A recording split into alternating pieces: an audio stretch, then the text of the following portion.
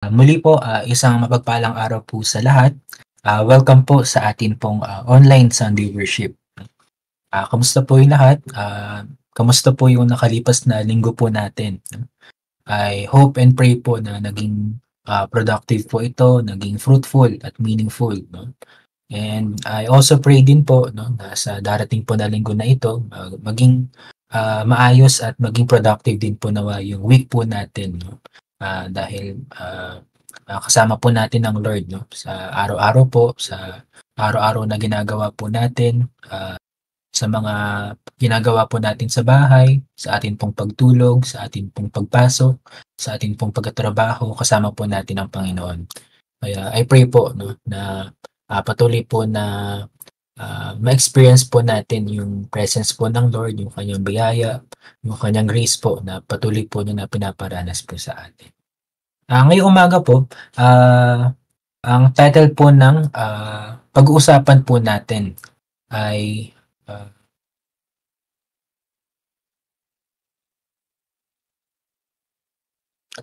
nag-next po ba yung slide?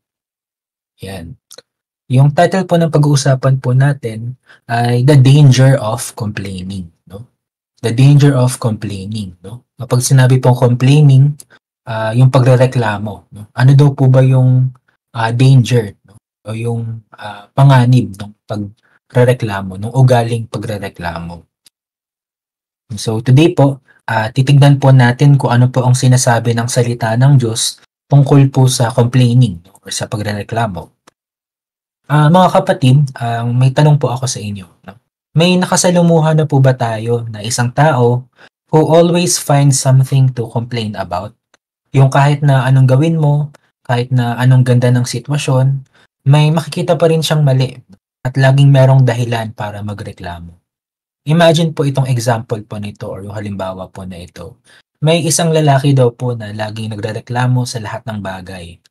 Meron naman po siyang magandang trabaho, meron po siyang buong pamilya, at meron pong sapat na pangangailangan. No? Meron po siyang trabaho para tugunan po yung pangangailangan po niya sa araw-araw at ng pamilya po niya. Pero, bagamat meron po siya ng mga bagay po na ito, kompleto po siya ng mga bagay po na ito, hindi po siya masaya.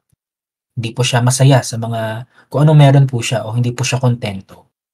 Na kahit na kompleto at sufficient naman lahat ng meron siya, he always finds a reason to complain, no? Maybe dahil naghahangad siya ng mas malaki sa kung ano meron siya, no? Hanggang sa dumating po yung panahon na nawala po isa-isa kung ano po yung meron siya. Ang nangyari po, nawalan siya ng trabaho, nagkasakit yung kanyang mga anak, at iniwan siya ng asawa niya dahil sa sama ng loob. So, yung nangyari po, labis na paghihirap yung naranasan po ng lalaking ito, at nung time po na yon, doon pa lamang po niya na-realize na lahat pala ng meron siya, na nawala sa kanya, ay minsan na po pala niyang pinalangin at hiningi sa Diyos. Noon po, he prayed for a partner. No? Ang ginawa po ng Panginoon, binigyan siya ng Diyos ng mabuting asawa. He prayed for a family. No? Ang ginawa po ng Panginoon, binihiyaan siya ng Diyos ng malulusog at magagandang mga anak. He prayed for a job, no? Humingi po siya ng trabaho at nanalangin po siya na bigyan siya ng trabaho ng Diyos, no? Ang ginawa po ng Lord, binihiyaan siya ng trabaho ng Diyos upang makapag-provide sa pamilya niya, no? Minsan, yung mga tao daw po, no, ganito po sa buhay, no? Kapag nakukuha na natin yung mga pinagpipray po natin, yung pinapanalangin natin, we forget about our God na nagkaloob sa atin ng mga ito, no?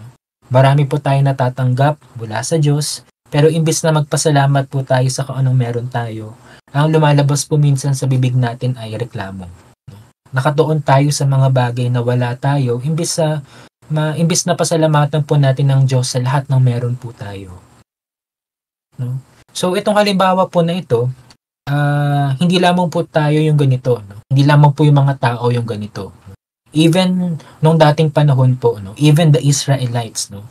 Kahit na iniligtas po sila or dineliver po sila ng Diyos mula sa pagkakaalipin po nila sa Egypt, ay nagpakita pa rin po sila ng attitude of complaining. No?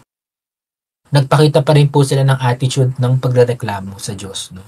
In fact, pagkatapos nga po nilang makalaya mula sa Egypt, hindi pa rin po sila tumigil sa pagrereklamo. No? Una po, nagreklamo po sila tungkol sa kanilang paghihirap sa disyerto. So, they think about their hardships in the desert. Kung babasahin po natin sa Numbers chapter 11 verses 1 to 2, ang sabi po rito, "Now the people complained about their hardships in the hearing of the Lord, and when he heard them, his anger was aroused. Then fire from the Lord burned among them and consumed some of the outskirts of the camp." No? So nakita po natin na hindi pa man po sila nagtatagal sa paglalakbay, ang ginawa po nila, nagreklamo na po sila agad sa Diyos. At dahil po dito, yung nangyari po, ang sabi po dito, his anger was aroused. No? So nagalit po yung Diyos. No? Dahil po dito, nagpadala po ng apoy yung Diyos sa kanilang kampo bilang babala. At hindi lang po yan. No? Pangalawa po, hindi lamang po sila nagreklamo sa kanilang paghihirap, nagreklamo din po sila tungkol sa kanilang pagkain. No? They complained about their food. No? Kung babasahin naman po natin sa Numbers 11 verses 4 to 6, the rabble with them began to crave other food, and again, the Israelites started wailing and said, "If only we had meat to eat. We remember the fish that we ate in Egypt and at no cost." No? Wala daw pong bayad. No? Also, the cucumbers, melons, leeks, onions, and garlic. But now we have lost our appetite. We never see anything but this manna. No? So, yung ginawa po nila, imbis na magpasalamat po sila sa manna na pinoprovide or binibigay po ng Diyos sa kanila araw-araw, ang hinahangad po nila ay karne. Sabi nila, mas mabuti pa sa Egypt. Doon, merong isda, merong pipino, merong melon, may sibuyas at bawang ng libre. No? Pero nakalimutan po nila na doon po sa Egypt, alipin po sila. No? Mas pinili po nilang maalala yung pagkain na kinakain nila doon kaysa sa paglaya na binigay po sa kanila o pinagkaloob po sila sa kanila ng Diyos. No? So, nakita po natin na nandun po yung attitude po ng pagrereklamo sa mga Israelites. No?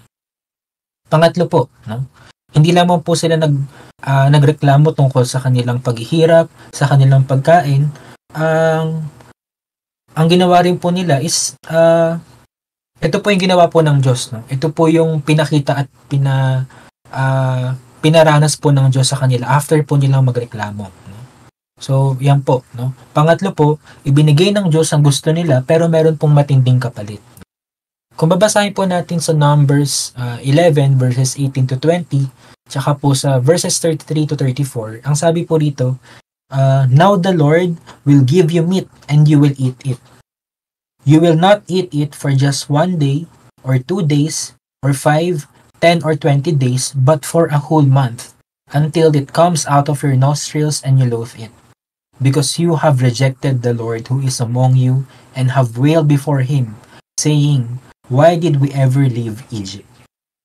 Ang sabi naman po sa verse 33, "But while the meat was still between their teeth, and before it could be consumed, the anger of the Lord burned against the people, and He struck them with a severe plague."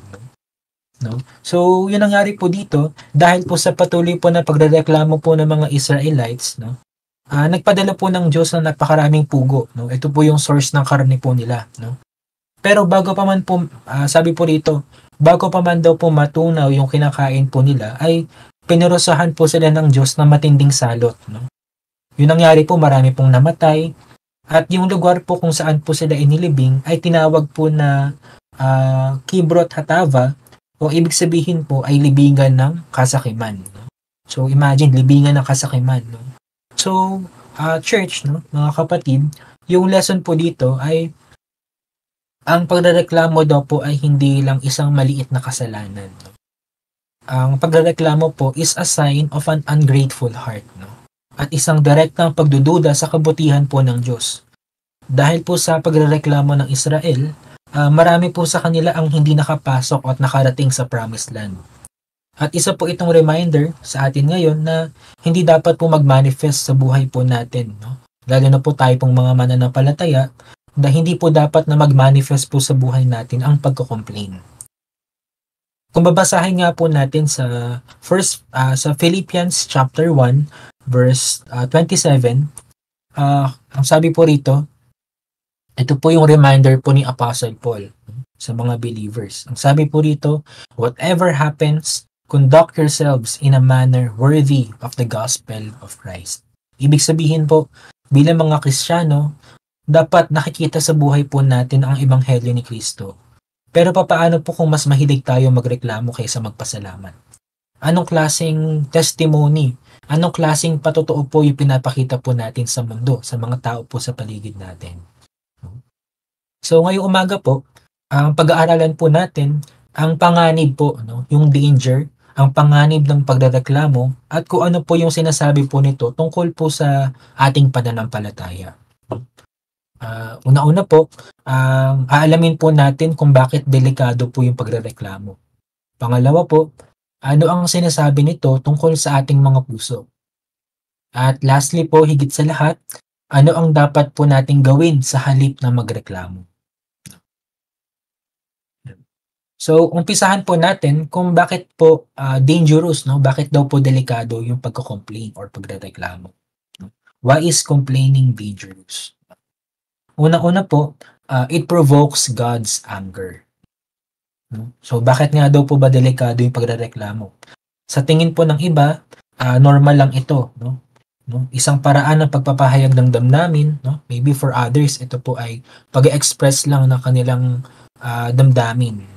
Pero sa Bible po, makikita po natin na hindi ito basta maliit na bagay.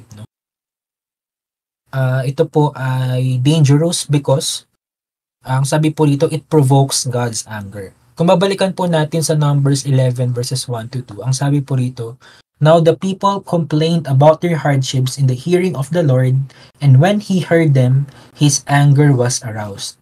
Then fire from the Lord burned among them and consumed some of the outskirts of the camp. So sa nabasa po natin kanina, nakita po natin kung paano po nagalit yung Diyos. Nung narinig po niya yung mga pagrereklamo po ng mga Israelites. Ang ginawa po niya, nagpadala po siya ng apoy, nagpadala po siya ng salot. So ibig sabihin po, kapag nagrereklamo po tayo, parang sinasabi po natin na hindi sapat ang Diyos. So Numbers 11 po, sa binasa po natin kanina, dahil po sa kanilang pagrereklamo, pinarusahan po ng Diyos yung mga Israelita. Nakita nga po natin, nagpadala po ng apoy, nagpadala po ng salot, at nakita po natin how they ended up nung nagalit po yung Diyos. Pangalawa po, complaining is dangerous because it spreads negativity and discontent. So ibig sabihin po nito, kapag sinabi pong spreads, kumbaga po it is contagious, kapag po o nakakahawa, sa halip na magbigay po ng encouragement, ito po ay nagpapalakas ng sama ng loob, Halimbawa po, sa isang grupo, kapag meron pong isang tao na puro reklamo, yung nangyayari po is that napapasa po ito sa iba, pati yung iba nadadamay at they also begin to question their circumstances, At ang nangyayari po, they focus only on their problem rather than being grateful and being contented. Kumbaga po, kapag may isang mahilig magreklamo, napapasa po ito sa iba, It spreads negativity and discontent sa ibang mga tao. It is contagious, Kaya po, kung babalik rin po natin, kung tayo po, papakita po natin na grateful po tayo, it also happens to other people, Other people, yung mga tao po sa paligid natin, becomes grateful as well, So, ganun po, Kapag po positive yung pinapakita natin, positive din po yung na-absorb ng mga tao sa paligid natin. Pero kung negative po yung pinapakita natin, yun din po yung ina-absorb ng mga tao sa paligid natin. So, it is contagious, nakakahawa. So, it is a matter po of choosing kung ano po yung kung negative or positive po yung ipapakita po natin, yung gagawin po natin or ipapakita po nating attitude. Pangatlo po, it blinds us from God's blessing. So complaining is dangerous because nakakalimutan po natin, nabubulag po tayo sa mga biyaya ng Diyos sa buhay natin. It blinds us sa mga blessings po na nararanasan po natin at sa kung anong meron po tayo. Kapag nakatuon po kasi tayo sa mga kulang sa buhay natin, hindi po natin nakikita yung biyaya ng Diyos, no? Hindi po natin nakikita kung ano yung meron na po tayo na binigay po ng Diyos sa atin. Sa Numbers 11 po, kung babalikan po natin ulit, no? Ang daming binigay po ng Diyos sa Israel, no? No, hindi lang po mana yung binibigay ng Diyos sa kanila eh. Ang binigay po ng Diyos sa kanila, freedom from Egypt, yung mana, yung pagkain po nila sa araw-araw, at protection po, no? Binibigyan po sila ng Diyos ng protection, ginagabayan po sila ng Diyos sa kanilang paglalakbay po sa disyerto. Pero nakalimutan po nila yung lahat po ng mga ginawa ng Diyos, nakalimutan po nila lahat ng mga blessings na nanggaling sa Diyos nang dahil lang sa isang bagay na wala po sila, which is yung karne po, no?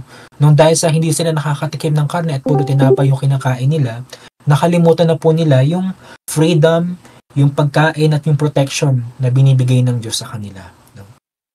No? So, complaining is dangerous because it blinds us from God's blessings. At pang-apat po, it affects our testimony.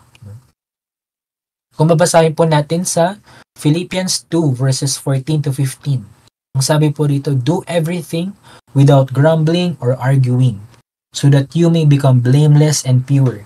Then you will shine among them like stars in the sky. So, ang ibig sabihin lamang po nito na tayo po, no, bilang mananampalataya, dapat po na mag-manifest po sa buhay po natin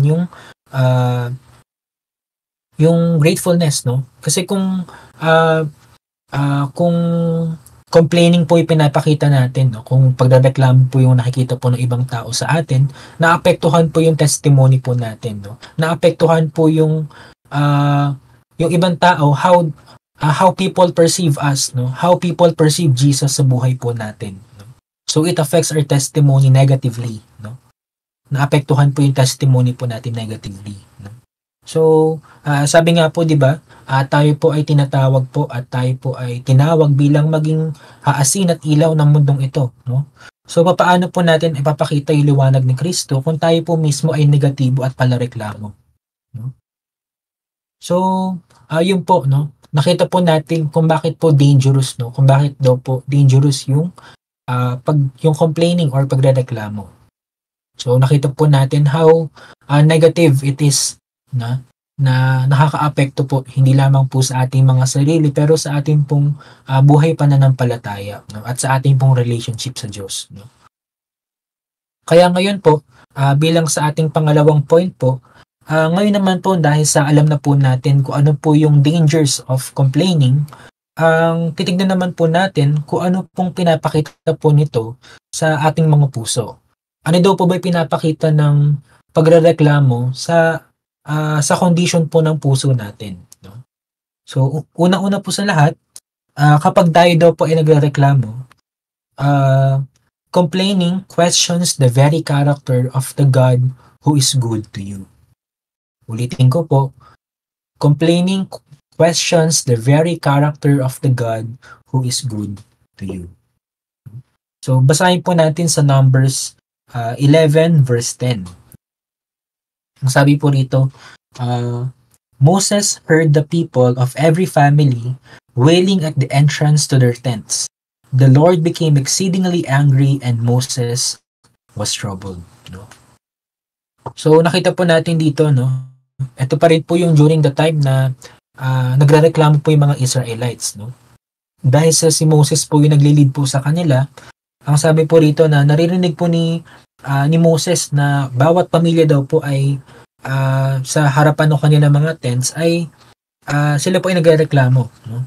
At nung nalaman po ng Diyos ito, he was angry, no? Nagalit po yung Diyos, no? Nung nalaman po niya na these people are always complaining, no? So ano po ibig sabihin po nito, no? Ano po ibig sabihin po nito sa atin, no? Na kapag tayo po ay nagrereklamo, hindi lamang po ito isang simpleng dissatisfaction, no?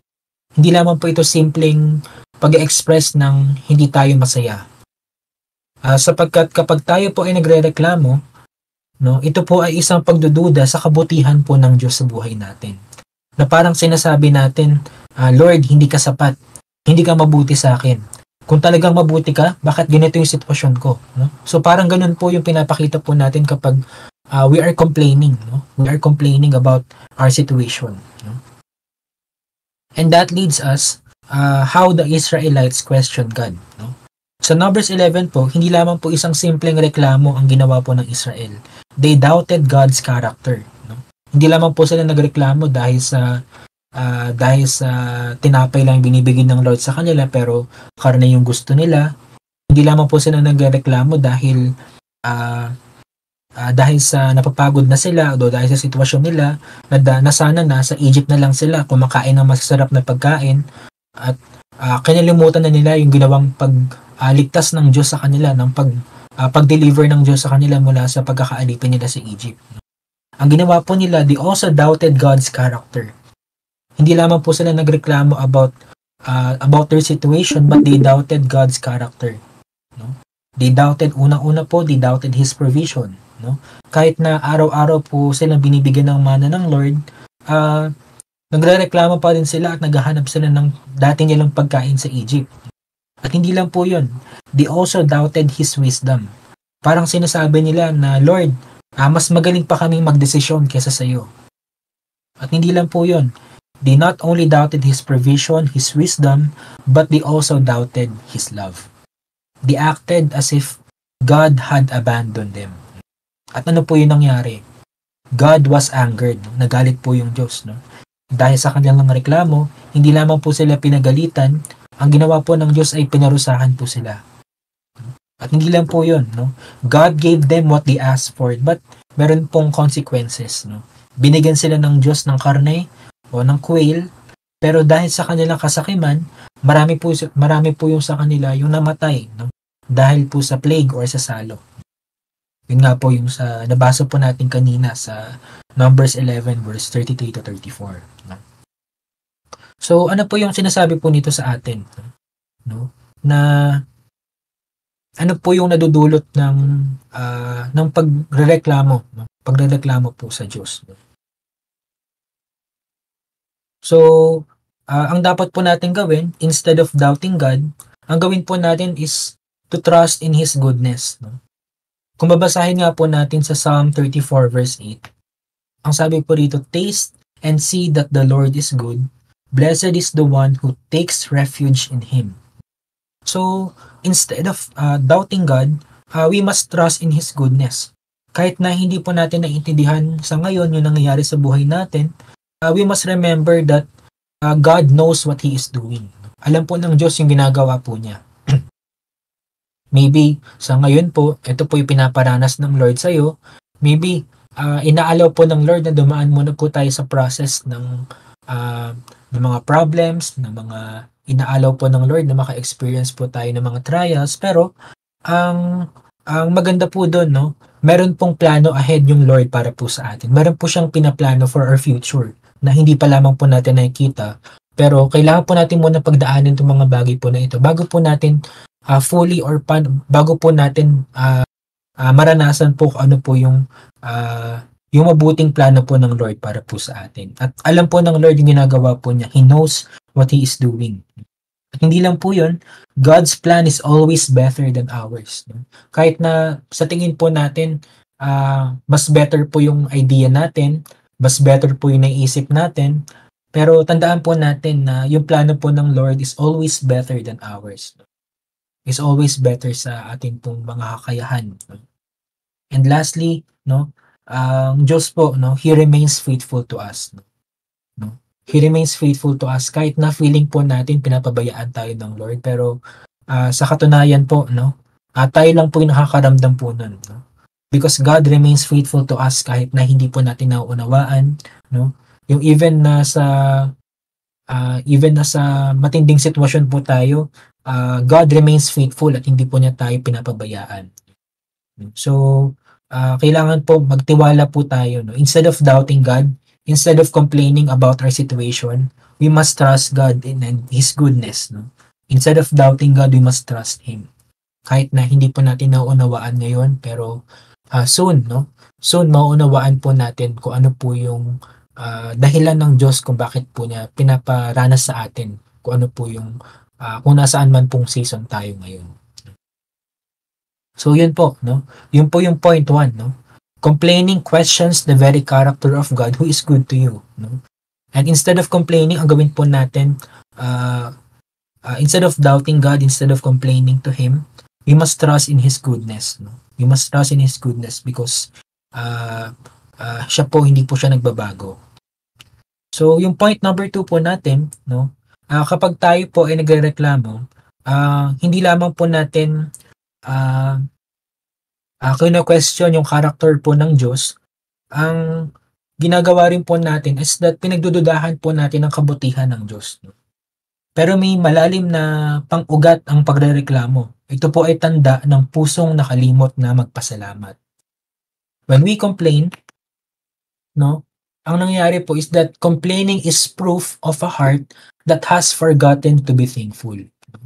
Kapag po nagrereklamo po tayo, it is a reflection po of our heart na nakalimutan na magpasalamat sa Diyos. Kung babasahin po natin sa 1 Thessalonians chapter 5 verse 18, ang sabi po rito, give thanks in all circumstances, for this is God's will for you in Christ Jesus. No? So, napakaliwanag po ng sinabi dito, no? Give thanks in all circumstances, in all, no? Sa palagi po, no? Sa lahat po ng pagkakataon. No?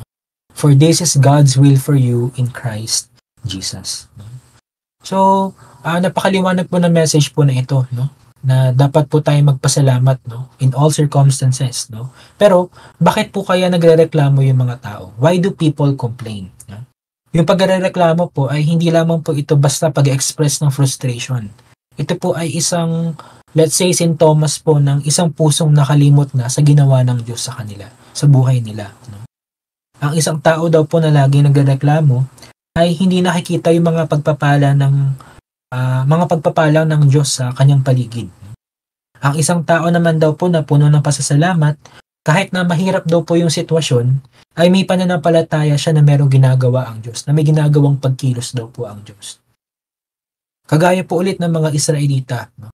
Yung mga Israelites, they have forgotten God's goodness. No?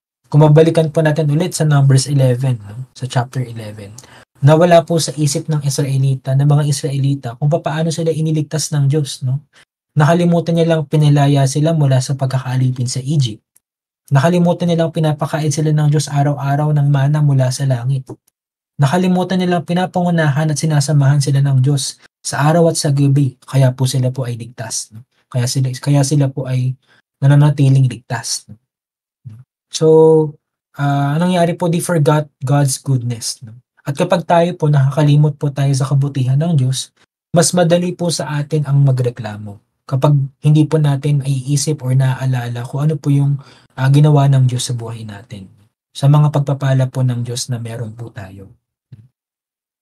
And that's why we have to understand the power of gratitude. No, kapag natutunan po nating palitan yung pagrereklamo ng pasasalamat, mababago po yung ating pananaw. No? Mababago po yung ating pananaw kung paano po nating makita yung ating pong situation. No? Na ang gawin po natin, instead of saying na wala akong sapat na pera, ang sabihin po natin, salamat Lord sa pagpapala na meron ako ngayon. Imbis na sabihin po natin, ang dami kong problema, ang sabihin po natin, salamat Lord dahil hindi mo ko pinapabayaan. Imbis na sabihin po natin na hindi ko gusto yung sitwasyon ko, nahihirapan na ako. Ang sabihin po natin, Lord, nagtitiwala ako na may plano ka para sa akin at may dahilan ka kung bakit ko nararanasan to ngayon. Basahin po natin sa Colossians chapter 3 verse 15. Sabi po rito, let the peace of Christ rule in your hearts. Since as members of one body you were called to peace and be thankful. Magpasalamat daw po tayo. Kaya po, tignan po natin ngayon yung point number 3. Kapag tayo daw po ay lagi nagrereklamo, hindi lamang po natin nakakaligtaan yung ginawa ng Diyos. No? Pinapakita rin po natin sa iba yung maling larawan po ng ating pananampalataya. Kaya po number 3, complaining sends the wrong message about God to those watching your life. No? Ulitin ko po, kapag daw po nagko-complain tayo, it sends the wrong message about God to those watching your life. Basahin po natin ngayon sa Philippians chapter 2 verse 14 to 15. Ang sabi naman po dito, do everything without grumbling or arguing, so that you may become blameless and pure, children of God, without fault in a warped and crooked generation. Then you will shine among them like stars in the sky. Mga kapatid, yung ating pong mga buhay is a testimony. Ito po ay isang patotoo, lalo na po sa ating mga mananampalataya. Hindi lamang po natin lagi napapansin, pero may mga taong nakatingin po sa atin. No? May mga taong nag-o-observe po sa atin, sa ating pong mga sarili, sa ating mga pamilya, sa ating pong mga pamilya, no? Yung ating pong mga kaibigan, no? Ating pong mga katrabaho, at kahit po sa mga taong hindi po natin kakilala, meron pong mga taong nag-o-observe at nakatingin po sa atin. At bilang mga mananampalataya po, bilang mga Kristiyano, tayo po ay representatives ng ating pong Panginoong Hesus. Ang ating pong mga attitude, yung ating pong pananalita, meron po itong malaking epekto sa pananampalataya po ng iba. At bilang mananampalataya, hindi po ba tayo po ay tinawag bilang maging asin at ilaw ng mundong ito? Kaya po, kapag ang isang Kristiyano daw po ay lagi nagrereklamo, ano po yung tingin ng ibang tao? Ang sasabihin po ng iba, akala ko ba Christian siya? Bakit parang hindi siya masaya? Sabi nila, may peace daw kay Jesus, pero bakit palaging galit tong taong to tsaka negative mag-isip at magsalita? Mukhang hindi naman totoo yung faith niyan eh. Kasi puro reklamo yung naririnig ko dyan. So gusto po ba natin na ganun po yung isipan ng ibang tao sa atin? Lalo na po at mananampalataya na po tayo. So ayaw po natin ng ganun. Ayaw po natin na ganun po yung maging image po natin sa iba because it affects our testimony. No? Yung mga buhay po natin is a testimony. Kaya dapat yung nakikita po sa buhay natin is yung character po ng Panginoong Hesus, no? Yung Christ-like. So ito po, isang halimbawa po ulit. No? Imagine po natin yung isang empleyado sa opisina. Yung empleyado po ito, lagi po siya nagrereklamo. Ang lagi po niyang nirereklamo, mababa yung sahod, mahirap yung mga kasama, walang improvement sa kumpanya, pero tuwing linggo, pumupunta siya sa church at nagkasabing God is good. So hindi niya napapansin, may isa siyang kaopisinang hindi pa Kristiyano, hindi pa mananampalataya, hindi pa nakakatanggap sa Panginoong Hesus, na interesado sanang makilala si Jesus. No?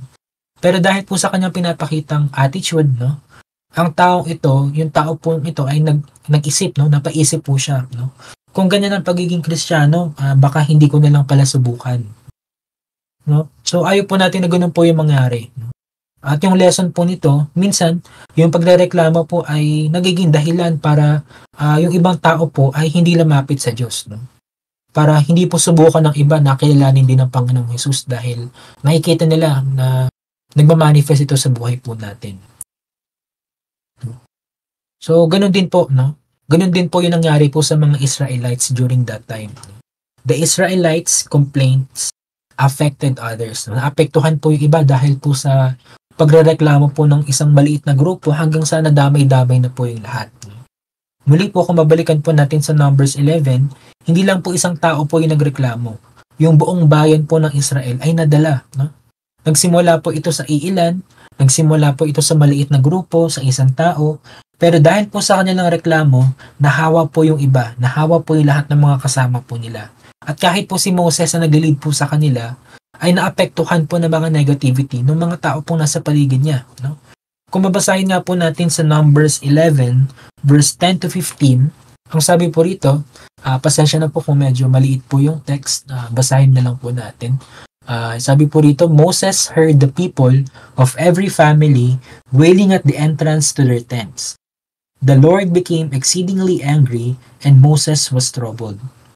He asked the Lord, "Why have you brought this trouble on your servant? What have I done to displease you that you put the burden of all these people on me? Did I conceive all these people? Did I give them birth? Why do you tell me to carry them in my arms as a nurse carries an infant to the land you promised on oath to their ancestors? Where can I get meat for all these people? They keep wailing to me, 'Give us meat to eat.' I cannot carry all these people by myself. The burden is too heavy for me. If this is how you are going to treat me, please go ahead and kill me.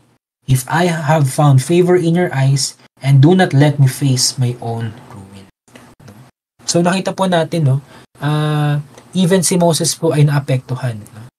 And even Moses questioned the Lord, no? Ang sabi niya, ano bang ginawa ko para to displease you, para akuin ko yung burden na ito, yung pasakit na ito na pangunahan at pangalagaan yung mga taong ito. Saan ako kukuha ng mga karnin para pakain ko sa mga taong to? Ang sabi rin po niya, if this is how you're going to treat me, please go ahead and kill me. Patayin mo na lang ako kung ganito yung kung ganito yung ipaparanas mo sa akin. So nakita po natin, no, na nagsisimula po ito sa iilan, pero naapektuhan din po yung iba. No? And even po yung mga mananampalataya ng Diyos, no, sila po ay naapektuhan dahil lamang po sa simpleng pagkakamali, sa simpleng attitude na pinakita po ng isang tao. So, the Israelites' complaint affected others and even Moses. At yung lesson po nito na gustong ipakita po sa atin, na ang yung isang reklamador na tao daw po ay nakakahawa. Kapag palagi po tayong negatibo, pati po yung mga tao sa paligid natin ay nawawala na po ng pananampalataya. Pati po yung mga tao sa paligid natin ay nadadala po natin, no? Pati po yung mga mananampalataya na ano po natin, no, na naapektuhan po natin yung pananampalataya po nila. No? And because of this, no, dapat po nating tandaan tayo po bilang mananampalataya, instead of spreading negativity to the people around us, ang gawin po natin, let us spread positivity, no? The call to shine as lights in the world. No? Tayo po ay tinatawag po para maging asin at ilaw ng mundong ito. Kung babasahin nga po natin sa Matthew 5 verse 16, let your light shine before others, no? That they may see your good deeds and glorify your Father in heaven. Tayo po ay tinatawag to shine, no? Tayo po ay tinatawag to shine at bilang mga asin at ilaw ng mundong ito. At bilang mga anak ng Diyos, tayo po ay tinawag upang maging ilaw, magsilbing ilaw sa madilim po na mundo. Hindi po tayo dapat maging katulad ng iba na puro complaint, no? Puro reklamo. Dapat makita po sa atin ang kakaibang kapayapaan, dapat makita po sa atin ang pananampalataya, dapat makita po sa atin pong mga attitude ang kasiyahan, no? Kahit na meron po tayong pinagdadaanan na mahirap na sitwasyon. At kapag tayo po yung pinapakita po natin na tayo po ay grateful, kapag tayo po ay mapagpasalamat, pinapakita po natin sa mundo, sa mga tao po sa paligid natin na yung Diyos po ay nag-aalaga po sa atin. Yung Diyos po ay hindi po tayo pinapabayaan. Kapag tayo po ay pinapakita po natin sa ibang tao na nagtitiwala po tayo sa Diyos sa gitna po ng mga pagsubok, ang pinapakita po natin sa kanila ay yung Diyos po ay tapat, no? At hindi po tayo pinapabayaan. Amen po. So, sa ating pong pagtatapos, na ngayon nakita na po natin kung gaano po kapanganib yung pagrereklamo po at yung complaint at ang mas malalim po nitong ugat, ano naman po kaya yung dapat po nating gawin? No? Ano po yung dapat po nating gawin para mabago po ito? Sa susunod po na bahagi, pag-uusapan po natin kung paano po natin may iwasan ang ganitong klase po ng buhay at kung paano po tayo magiging mas grateful or mapagpasalamat. What should we do instead of complaining? No? So ngayon na nakita na po natin kung gaano po kapanganib ang pagrereklamo at ang mas malalim na ugat po nito, ano po yung dapat na gawin po natin bilang response, bilang tugon? Ang gawin po natin, we must cultivate a heart of gratitude. No? Sabi po sa Psalm 103 verse 2, praise the Lord, my soul, and forget not all His benefits. So, ibig sabihin po, the more that we focus on our blessings, the less room there is for complaints. No? Kapag nakafocus po tayo sa mga blessings po ng Diyos sa buhay natin, mas nababawasan po yung pag-iisip po natin sa mga bagay po na may nakulang po tayo, na may kulang po sa atin. The less room is there for complaints, no? Kapag nakikita po natin yung kabutihan ng Diyos, no? At yung challenge po sa atin dito, sa araw-araw po, no, i-challenge po natin yung ating mga sarili to think of 3 things, no, 3 bagay po na pinagpapasalamat po natin sa Diyos. No? I-challenge po natin yung ating mga sarili na everyday, no, para para maiwasan po natin yung makaisip ng pagko-complain. Let's think of 3 things every day na pinagpapasalamat po natin sa Diyos, no? Or kahit po sa prayer po natin sa umaga, kahit na isulat po natin sa notebook natin, sa notes po sa cellphone natin, no? Let's always think of things na pinagpapasalamat po natin sa Diyos because through that, no, nababawasan po yung room for the attitude of complaining. Pangalawa po, hindi lamang po tayo magkukultivate ng heart of gratitude, we can also pray instead of complain. No? Kapag dumadaan po tayo sa point na gusto na nating magreklamo, ang gawin po natin is let's pray. No? Mag-pray po tayo na i-clear po ng Lord kung ano man po yung bigat na nararamdaman po natin. And palitan po niya ito ng pagpapasalamat. No? Ang sabi nga po sa Philippians chapter 4 verse 6, no? Ang sabi po rito, do not be anxious about anything, but in every situation, by prayer and petition, with thanksgiving, present your request to God. So, the more that we focus on our blessings, no? Kapag kapag natutukso po tayong magreklamo, natutukso po tayo na mag-complain, no? Ang gawin po natin, dalhin po natin ito sa panalangin. Sa halimbawa po, no, sa trabaho o sa pagpasok po natin araw-araw, sa halip na magreklamo po tayo na hindi natin gusto yung ginagawa natin, napapagod na tayo, ang ipanalangin po natin na bigyan po tayo ng Diyos ng lakas para magpatuloy sa araw na yon, ng lakas para ipagpatuloy yung trabaho natin. Pag-pray po natin sa Diyos na bigyan po tayo ng tamang attitude na i-perceive yung pinagdadaanan po natin. Nabigyan po tayo ng wisdom to understand kung ano po yung currently na pinagdadaanan po natin na season. So ito po, isa po ulit sa challenge po na pwede po nating gawin, no? Isa po ulit sa mga challenge that we can do is that tuwing may irereklamo po tayo or tuwing na naisip po natin na mag-complain, palitan po natin ito ng panalangin. Every time that we are tempted to complain, gawin po natin mag-pray po tayo agad. Palitan po natin ito ng panalangin. Sabihin po natin, Lord, instead of complaining, I trust in you.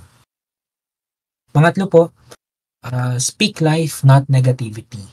Ang sabi naman po sa Ephesians chapter 4 verse 29, do not let any unwholesome talk come out of your mouths, but only what is helpful for building others up. Yung ating pong mga pananalita, ito po ay may kapangyarihan. Meron pong power lagi yung ating pong mga words. Maari po itong magdala ng buhay o ng pagkasira. Maari po itong magdala ng negativity or ng positivity. No? So kung puno po ng reklamo yung ating pong bibig, anong klaseng patotoo po yung pinapakita po natin?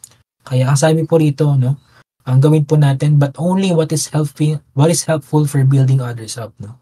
So kung ano po yung positive, kung ano po yung nakaka-build po ng ibang tao, ng confidence ng ibang tao, yun po yung dapat na lumabas po sa ating pong mga bibig, no? Kahit na we are always tempted to always complain, pero lagi po nating pakita, no, na yung mga positive po na positive way of perceiving kung ano po yung yung negative na pinagdadaanan po natin.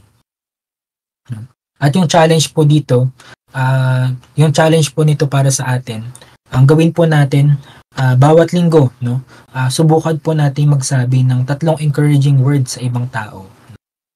Kahit na mag-share po tayo, no, kahit na yung sasabihin lang po natin sa sarili po natin, no, magsabi po tayo ng 3 encouraging words na ating pong mga sarili o sa ibang tao, no, o sa ating pong mga friends, no, para mapalitan po yung reklamo sa pagpapalakas po ng loob ng iba at ng ating pong mga sarili.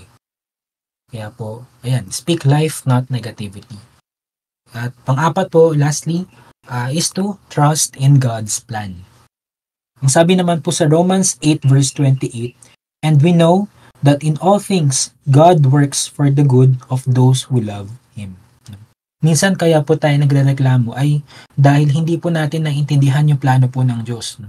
Pero kahit na hindi po natin nakita yung buong larawan, makakasigurado po tayo na ang Diyos po ay tapat. Kaya po, again, i-challenge po natin yung ating mga sarili. Kung may mga bagay po tayo na hindi po natin naintindihan, sabihin po natin sa Diyos, no? Ipanalangin po natin sa kanila, Lord, I trust your plan kahit na hindi ko pa nakikita ito. Kahit na hindi ko pa nakikita ito, Lord, nagtitiwala ako sa iyo. So, ayun po, no? Pwede po nating i-challenge yung sarili po natin every time that we are tempted to complain. No? Palitan po natin ito ng positivity, palitan po natin ito ng pagtiwala sa Diyos, palitan po natin ito ng pagpapasalamat sa Diyos. No? At tandaan po natin, no, na complaining is not just a small problem. It is a sign of a heart issue. No? Ito po ay symptom of a heart issue. Kaya dapat iwasan po natin, dapat hindi po makita sa buhay po natin yung pagko-complain. No? Because kapag nagko-complain po tayo, kung babalikan po natin yung mga napagdaanan po natin kanina, kapag nagko-complain po tayo, it tells God that we think that we deserve better. It tells God that we think we deserve better. At hindi lang po yun, it questions God's goodness. Kino-question din po natin yung kabutihan ng Diyos. And kapag nagko-complain po tayo, we forget to be thankful, to be grateful to God. And it also sends the wrong message to others. Naiiba po yung tingin ng ibang tao sa atin dahil po sa pinapakita po natin. That's why, instead of complaining, we should choose gratitude over negativity. We should pray instead of grumble. We must speak life, not discouragement. At higit sa lahat po, tayo po ay magtiwala po sa plano po ng Diyos. Kahit na minsan hindi po natin nauunawaan kung ano po yung ginagawa ng Lord. At bilang sa ating pong final reflection po, na sa tuwing matutukso or every time na we are tempted to complain, tanungin po natin yung ating mga sarili. Pinapakita ba ng reklamo kung ito ang tiwala ko sa Diyos? Papaano ko kaya mapapalitan ng papasalamat at pananampalataya itong complaining na to na nararamdaman ko? Kaya basahin po natin sa Philippians chapter 1 verse 27. Sabi po rito, whatever happens, conduct yourselves in a manner worthy of the gospel of Christ. So, tayo pong lahat, tayo po bilang mga mananampalataya, let us be people who reflect Christ. Hindi po sa pamamagitan ng pagko-complain, but through gratitude and faith. Makita po nawa sa atin yung attitude po na hindi nagrereklamo, pero yung attitude po na nagpapasalamat sa lahat po ng pagkakataon. Yan po, muli po, maraming salamat po sa pakikinig at nawa po ay pagpalain po tayong lahat ng ating Diyos. Amen.